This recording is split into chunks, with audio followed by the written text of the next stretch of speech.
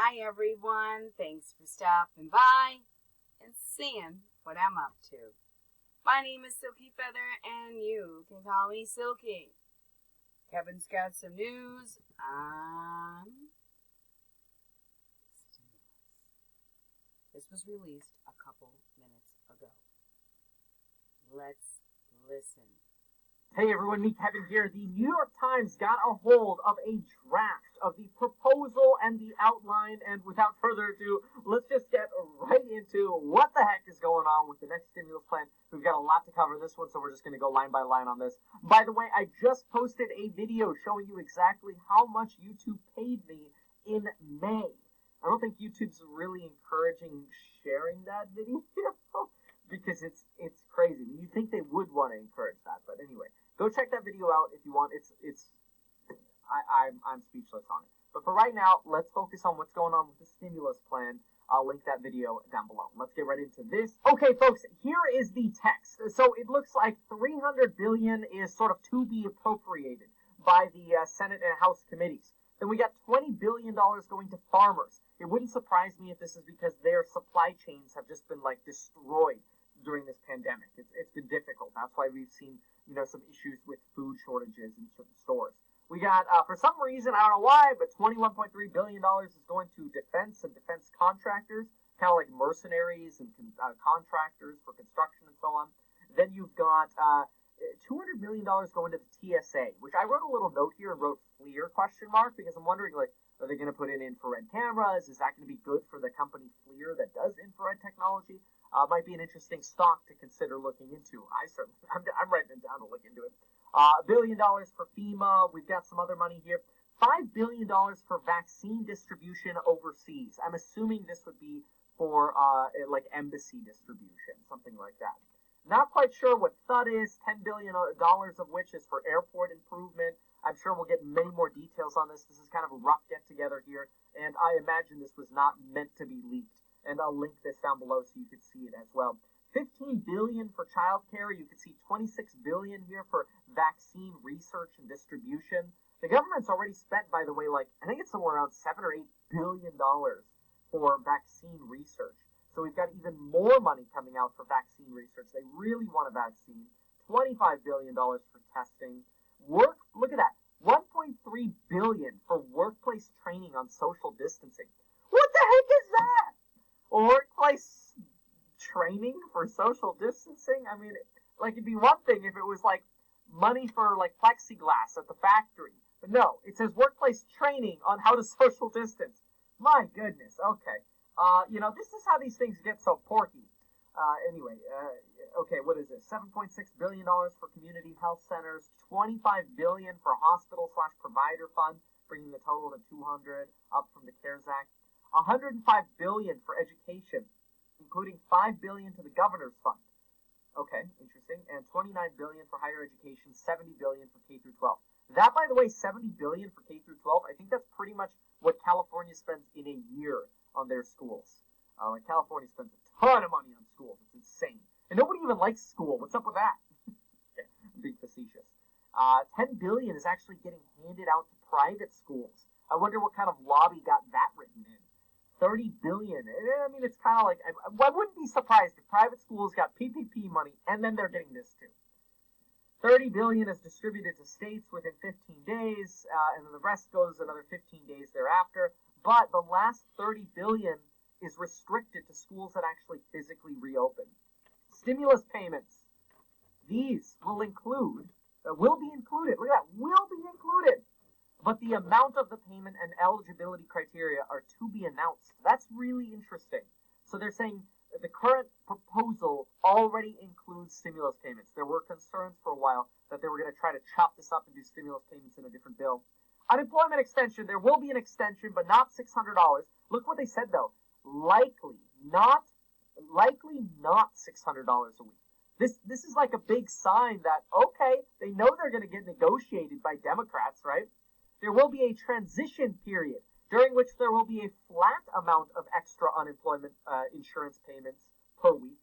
After that, there will be a new policy that better aligns with an individual's lost income, possibly by multiplying a person's state benefit but will cap out at 100% of income. That's actually really good because, in some states like California, $600 doesn't go as far as it does in like Ohio, right? New York is more expensive to live in compared to like Idaho. So the state benefit is already kind of scaled to generally what people need for a percentage of wage replacement. So having maybe like a 2x on what the state pays you might give somebody in California $900 a week in a Fed boost if they did 2x, right? And somewhere around $500 as a boost in Florida. So it kind of scale. I doubt they'll do 2x, especially since they say it'll cap out at 100% of income, which is probably going to be somewhere no more than a total of $500 per week. At least that's what Republicans are talking about. PPP, they'll have streamlined loan forgiveness for loans under $150,000.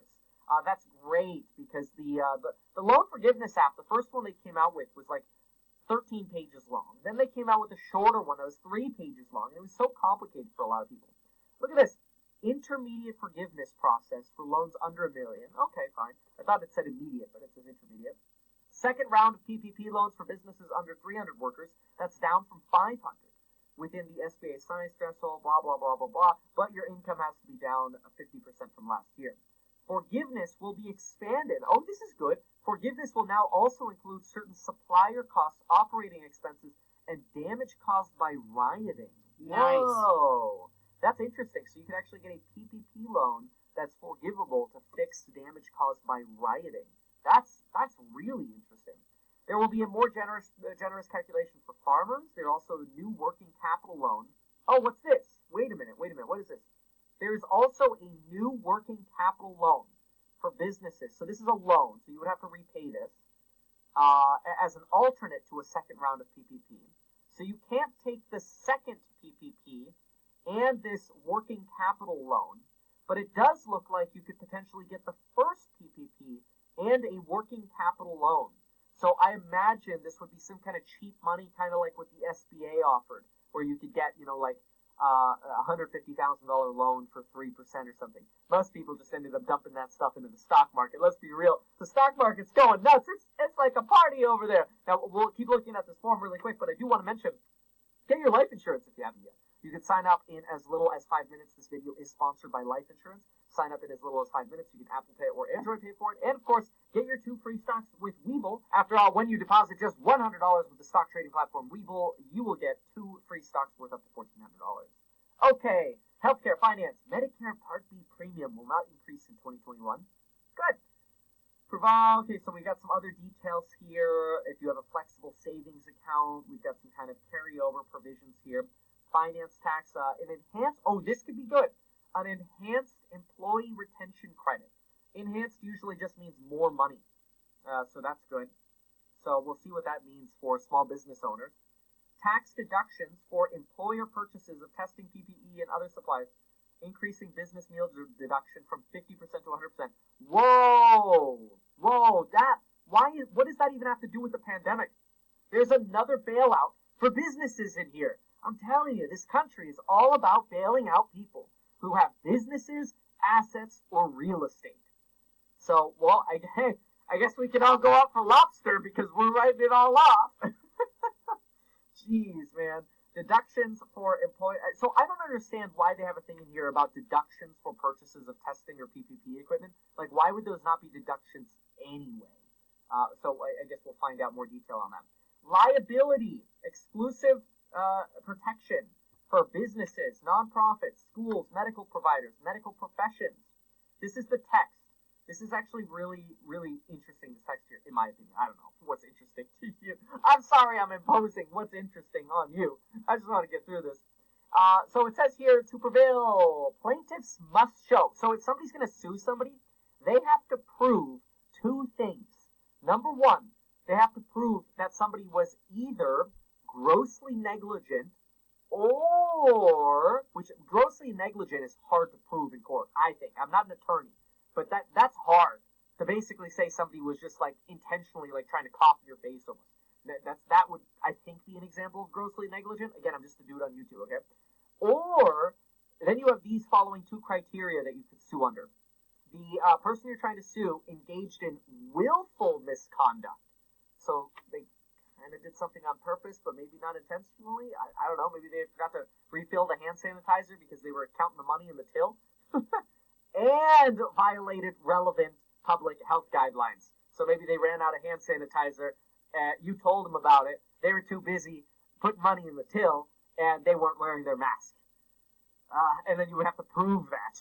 Jeez, that's a really strict provision. And then they have simple negligence is not enough. You would need to be grossly negligent. Gosh, I couldn't even come up with an example of that. Maybe the hand sanitizer example is, or like coughing in somebody's face, like, oh, I'm sorry, I sneezed, it came over me. I was totally negligent, but I was simply negligent. It was an accident. Maybe that's what that is, where grossly is like, I want you to get sick. You want me to cough some more? Like, I could see that being grossly negligent, right? That's almost malicious. Anyway, additionally, there is a cap on damage awards. This is a big whoa. And I wrote Germany next to this because in Germany, my father always told me, if you got injured at work or something like that, they would give you a set amount of money. Like, if you slipped and fell at work and you broke your arm, you didn't have to sue the business. What? The government already established, okay, broken arm, you get $10,000. Okay, you lost your finger, you get $100,000. You lost a limb, you get $500,000. Like, there was no, I mean, I'm sure, I don't know if it's different now. That's just something I heard. But it just reminded me of that, this cap on damage awards. You know, that could in theory be something like, okay, let's say somebody was grossly negligent and then a family member died, the family gets $1 million. I have no idea. That's just an example of what a cap on damages might be. Okay, state and local government. Oh my gosh, this is ridiculous. Look at this, look at this. No additional money for state and local governments. Certainly expect to get some added in negotiations with Democrats. Okay, that's a priceless line right there. This goes to show that this is just their first volley. You know, why don't they like just share this document? Well, I guess it's shared with the world now. But they could have just sent it to Nancy Pelosi and go, yo, Nancy, mark it up. State and local governments can use the ad money from the CARES Act, blah, blah, blah. Okay, now they're just trying to defend why they're not giving money. Wow, okay. Well, there you have it. By the way, if you want to learn how to make amazing videos on YouTube and share your perspective, check out that YouTube course. It's on pre-sale down below. Thank you so much, everybody, for watching. I really hope you appreciated the insight in this video. Check the links down below, and I will also link where you... Yes, can get our 2 free stacks with Weeble.